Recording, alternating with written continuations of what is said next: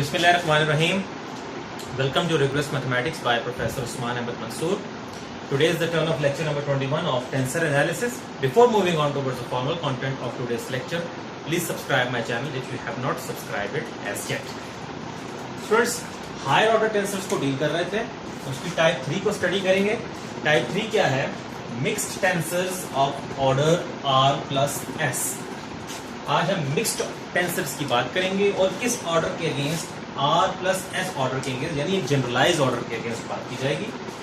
तो जब आप मिक्स्ड टेंसर ऑफ ऑर्डर 2 पढ़ा था तो यहाँ n स्क्वायर क्वांटिटीज थी, तो अब यहाँ पर r प्लस s की मुनासिबत से कितनी क्वांटिटीज होंगी? n to the power r plus s. वो क्वांटिटीज कौन सी हैं? जनरली ऐसे लिखी जा रही है बिकॉज आप देख सकते हैं कि i1 i2 up to ir तक हैं और j's j1 j2 up to js तक हैं. हर i1 i2 up to ir 1 से n तक मूव कर सकता है. इसी तरह j1 j2 up to js ये 1 टू n तक मूव कर सकता है because generally n dimensional space में काम कर रहे हैं. ठीक है, तो i1 को वैल्यूज अलॉट करना शुरू करें स्टेप बाय स्टेप. तो हर i1 के लिए एक एक्सप्रेशन मिलेगा और बाकियों को फिक्स रखेंगे, फिर बाकियों को वेरी करके उसको फिक्स करेंगे. तो होगा क्या कि ओवरऑल जो क्वांटिटीज रिप्रेजेंट हो रही हैं वो n to the power r plus s quantities represent हो रही हैं. ये n डायमेंशंस को शो कर रहा है और r plus s number of जो आपने टोटल आपकी इंडाइसिस बन रहे हैं, यानी कि आपकी जो सबस्क्रिप्ट्स और सुपरस्क्रिप्ट्स हैं उनकी टोटल तादाद पावर में लिखी जाए तो टोटल नंबर ऑफ क्वांटिटीज आ जाएंगी. इस कोऑर्डिनेट सिस्टम के अंदर ये किसी mixed tensor of order r plus s के कंपोनेंट्स कब बनाएंगे? जब ये मजीद n to the power r plus s quantities के साथ रिलेट करें. ठीक है, और n to the power r plus s quantities different way में शो की जाएंगी. यहाँ पर a bar x bar system के अंदर है और p1 p2 up to pr, q1 q2 up to qs. Again हर p1 p2 up to pr और हर q1 q2 up to qs जो है वो मूव कर सकता है 1 से n तक in a coordinate system. This by the transformation equation, यानी कि ये वाली n square quantities in n square quantities से इस लॉ ऑफ ट्रांसफॉर्मेशन के तहत जब वो कंबाइन हो, यूनाइट हो, तो ये वाली जो n to the power r plus s quantities हैं ये कंपोनेंट्स होंगी किसी mixed tensor of order r plus s की.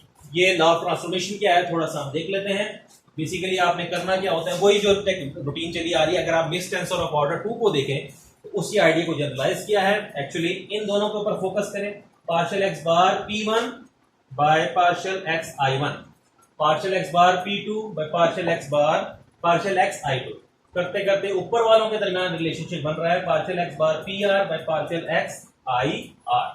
और सेकेंडली पार्शियल x, क्योंकि मिक्स टेंसर है तो पहली जो चीज है वो कॉन्ट्रावेरिएंट के हिसाब से और दूसरी जो एक्सप्रेशन होता है वो कोवेरिएंट के हिसाब से.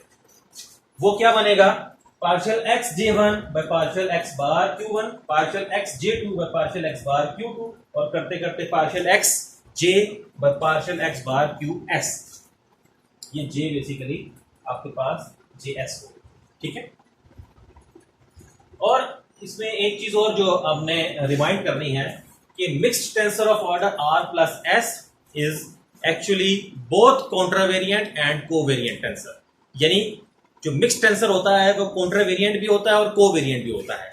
ये जो r है mixed tensor of order r plus s is a contravariant tensor of order r and at the same time it is a covariant tensor of order s. ठीक है, ये बात एंड पे मैं कहीं लिख भी दूंगा. अब हम जरा एक सिंपल सिचुएशन में इस पूरी सिचुएशन को देखते हैं. अगर r भी 1 हो और s भी 1 हो तो यानी कि मिक्स टेंसर ऑफ ऑर्डर 2 मिलना चाहिए. तो फिर इस लॉ ऑफ ट्रांसफॉर्मेशन से आपको उस लॉ ऑफ ट्रांसफॉर्मेशन पे पहुंचना चाहिए जो आपने प्रीवियस लेक्चर्स में स्टडी किया था मिक्स टेंसर ऑफ ऑर्डर 2 के लिए. और फिर हमने प्रूव भी किया था कि Kronecker delta is a mixed tensor of order 2. As a special case take r equals to 1, s equals to 1. तो ये ओवरऑल सिचुएशन क्या बनेगी? आप r1 है स्पेसिफिकली और s भी क्या है वो आप उसको 1 ले रहे हो. ये बन जाएगा a बार p1 q1. यहीं पे स्टॉप कर देंगे. बिकॉज आपने R1 पुट कर दिया, तो ये जो पूरी एक सीक्वेंस टाइप चीज लिखी हुई है ये सिर्फ P1 पे कन्वर्ट हो जाएगी, कन्वर्ज हो जाएगी, मतलब रफली स्पीकिंग। यहां से लॉ ऑफ ट्रांसफॉर्मेशन लिखते हैं, तो यहां क्या आ जाएगा, क्योंकि आप R भी 1 ले रहे हो और S भी 1 ले रहे हो, तो ये आपके पास क्या बनेगा, R1 लिया तो AI1 पे रुकना पड़ेगा, और S को भी 1 लिया तो J1 के ऊपर आपको स्टॉप करना पड़ेगा। यहां पर पार्शियल x बार P1 bye partial x I1, again आप P2 पे नहीं जा सकते क्योंकि आप R1 पे सिचुएशन आपने स्टॉप कर दी है, यानी नंबर ऑफ क्वांटिटीज आप जो ले रहे हो वो आप n स्क्वायर वाली ले रहे हो, ठीक है।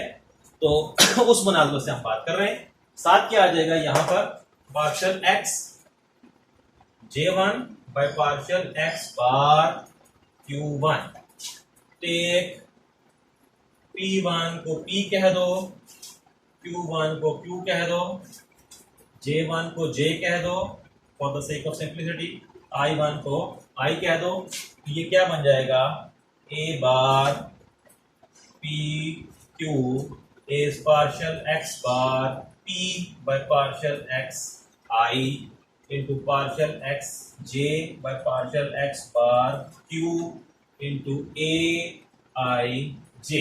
अब अगर आप गौर करें तो ये वही लॉ ऑफ ट्रांसफॉर्मेशन है जो हमने मिक्स्ड टेंसर ऑफ ऑर्डर 2 के लिए पढ़ा था। इसका मतलब ये जनरल फॉर्म है मजीद, ठीक है। और यही हमने वो लॉ ऑफ ट्रांसफॉर्मेशन है जो हमने सेटिस्फाई करवाया था क्रोनिकल डेल्टा के केस में, जब हमने प्रूव किया था कि chronicle delta is a mixed tensor of order 2। तो स्टूडेंट ये था आज का लेक्चर जहां हमने mixed tensor of order R plus S की बात की। और याद रखें रिमार्क के तौर पर, mixed tensor of order R plus S is contravariant of order R and covariant of order S। Students ये था आज का लेक्चर, होपफुली आपने इस लेक्चर को एंजॉय किया होगा। टिल देन अल्लाह हाफिज।